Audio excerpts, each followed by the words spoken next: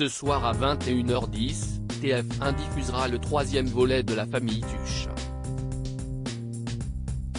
Cette sympathique comédie met en scène une famille haute en couleurs, parfois un peu beauf et caricaturale. Mais de qui s'inspire La Famille Tuche? Depuis 2011, La Famille Tuche fait exploser le box-office.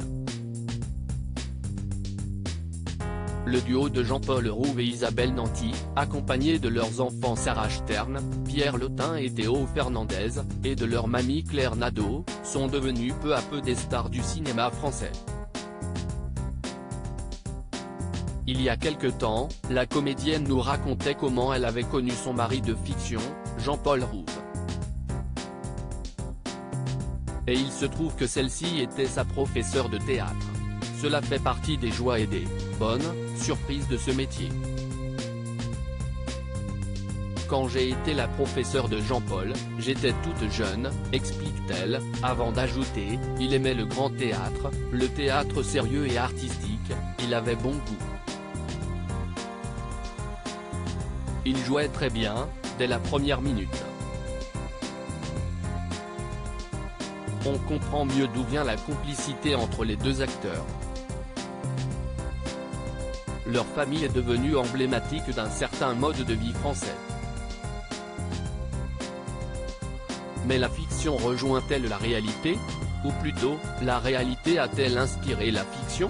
Une famille inspirée de leur expérience personnelle. Une des grandes particularités de cette famille est leur accent à couper au couteau.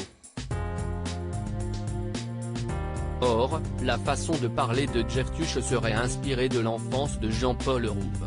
En effet, l'acteur aurait côtoyé ce phrasé alors qu'il vivait à Dunkerque lorsqu'il était enfant. Quand j'étais petit, j'entendais cet accent autour de moi, explique-t-il à Canal+.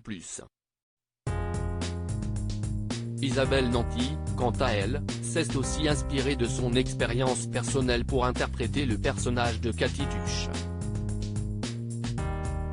Elle aurait passé toute son enfance dans un village de la Meuse. Mon accent dans le film, si est-il l'accent de là-bas, celui que j'ai lorsque je ne fais pas l'effort de ne pas en avoir. Nos deux Tuches sont donc plus proches de leur personnage qu'on ne le croit.